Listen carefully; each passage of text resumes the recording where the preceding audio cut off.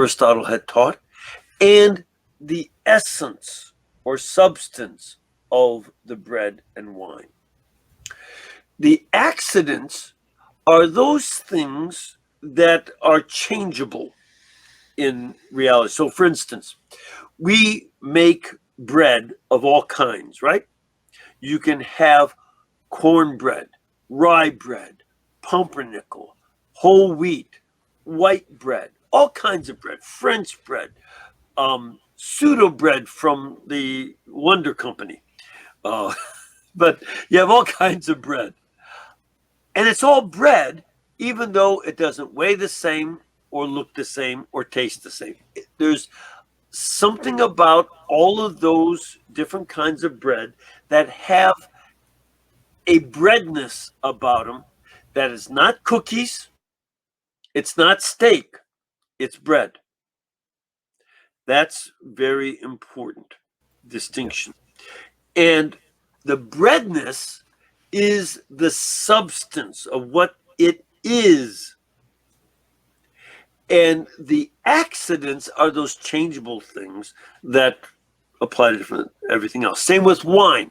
Wine can be dry wine, sweet wine, red wine, white wine, but there's a wineness that is not the same as whiskey or beer. Different. It's Correct. A different substance. Now, what the teachings explained is that the accidents of the bread and the wine remain the same. But it is the breadness that changes and the wineness, that quality of being wine, that quality of being bread, that changes into the substance, Jesus Christ. It becomes his body and blood, soul and divinity. And that's the change. And in fact, when Berengarius learned that distinction, he said, oh, that makes sense. And he came back to the Catholic faith. Yeah. Now, Father, let me double check with you. Well, let me just, in terms of connecting this with the Protestant churches. Sure. Let me just ask you this. Berengarius, just for clarification, before you moved on to the other one, Berengarius did die in communion with the Catholic Church. That's correct, yes, right? Correct. Wonderful. Yeah. Because he said, oh, he could understand it. He grasped what was going on. Fantastic. The problem came a few centuries later when the books by Berengarius were rediscovered in England, and his teaching was revived by a theologian named Wycliffe. Now, where this comes into play for the Protestant community is that the King of England was married, it was Edward, I think Edward III, who was married to a Bohemian princess. This becomes one problem. Second problem is that the king, like a number of his predecessors, John Lackland and others, had problems with the bishops of England. The bishops were trying to maintain the rights of the church, and there was often arguments between king and bishops. And what King Edward said, if you bishops don't lay off, I will set Wycliffe on you.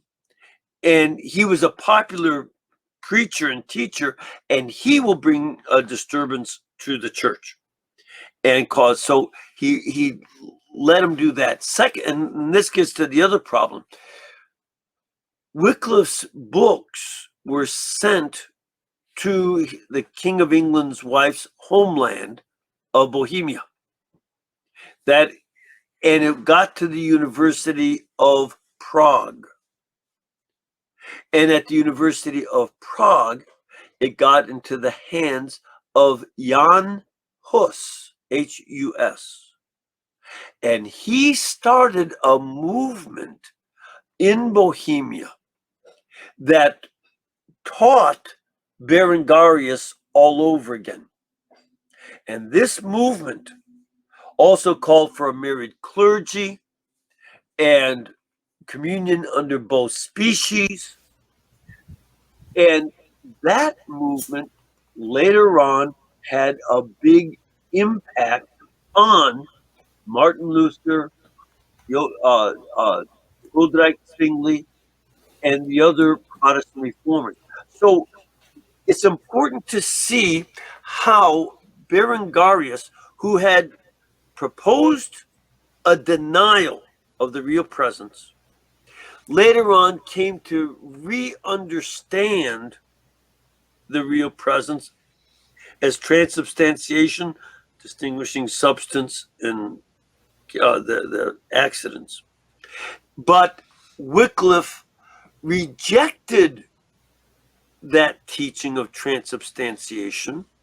He rejected the distinctions that Aristotle made, and in so doing, spread these ideas to other places that eventually came into the reformers of the 16th century.